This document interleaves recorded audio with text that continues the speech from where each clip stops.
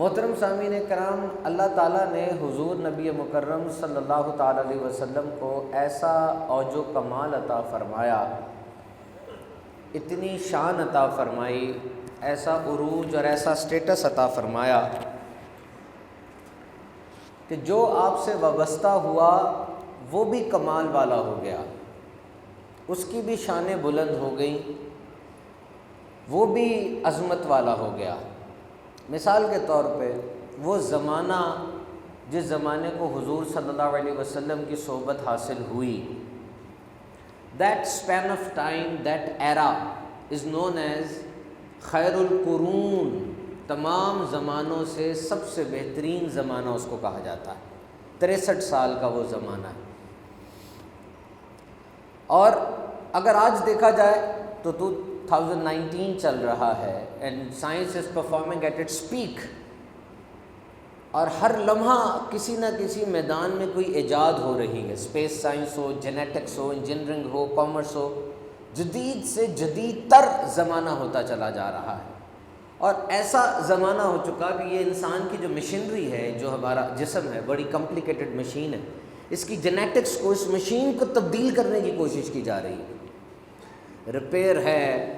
اور جو D N اے جس کو کہا جاتا ہے، ڈی آکسی رائبو نیوکلک ایسڈ، جو کہ بلو پرنٹ ہے انسان کے تمام ذاتی افعال، جو اس کے طبعی افعال ہیں، اس کے بالوں کا رنگ، اس کی آنکھ کا رنگ، اس کے چلنے کا طریقہ، اس کے بولنے کا انداز، یہ سارا ڈی این اے کے اوپر پرنٹ ہوتا ہے۔ یہ جو بیٹا باپ جیسا ہوتا ہے شکل و صورت میں، انداز میں، اکثر اوقات بولنے کا انداز بھی، this is due to that D N اے۔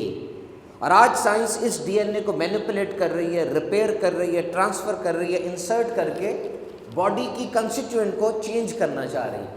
بہت زبردست طریقے سے سائنس ترقی کی منازل طے کر رہی ہے، لیکن فرمایا حقیقتاً سچ یہ ہے کہ جو میرا زمانہ ہے وہ تمام زمانوں میں سب سے افضل ہے۔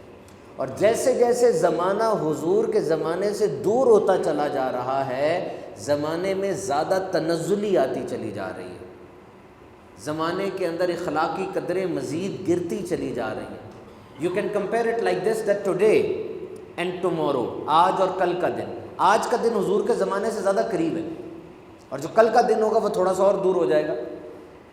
سو اٹ مینس دیٹ وہ زمانہ سب سے افضل ہے، وجہ کہ اس زمانے کو نسبت حاصل ہے حضور صلی اللہ علیہ وسلم کی۔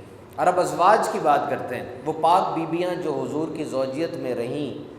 اب دنیا میں کتنی خواتین آئیں۔ آج میں نے کل بیان تیار کرتے ہوئے اسٹیٹسٹکس پڑھی کہ اس وقت بھی دنیا میں مردوں کی پرپورشن تھوڑی سی زیادہ ہے، خواتین نصاب نسبتاً کوانٹٹی کے لحاظ سے تھوڑی کم ہیں، جبکہ مرد زیادہ تعداد میں ہیں۔ تاریخ انسانی میں بڑی خواتین آئیں، بڑی ملکہ، بڑی حسین و جمیل، بڑی ذہین و فتین، لیکن فرمایا اے نبی کی بیویوں تم امت کی مائیں ہو، یو آر دا مدرز، اور no one can precede a mother, ماں سے افضل تو کوئی نہیں ہو سکتا، تم افضل ترین ہو۔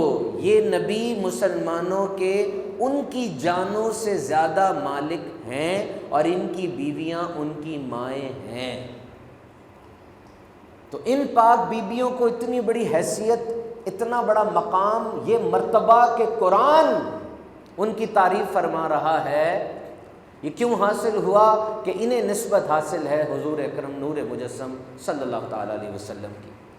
تو یہ نسبتوں کی بہاریں ہیں، یہ تعلق کا کمال ہے۔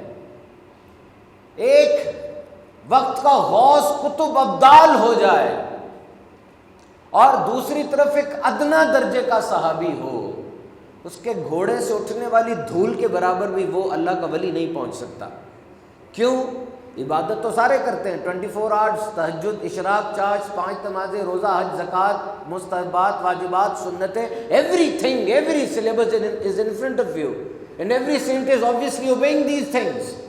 So what is the point of distinction? کیا چیز ہے جو فرق ہے؟ وہ یہ ہے کہ انہوں نے حضور اکرم صلی اللہ علیہ وسلم کی صحبت پائی۔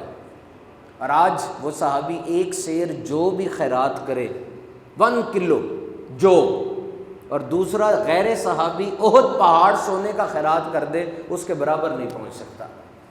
وجہ نسبت حاصل ہے اس ہستی کی۔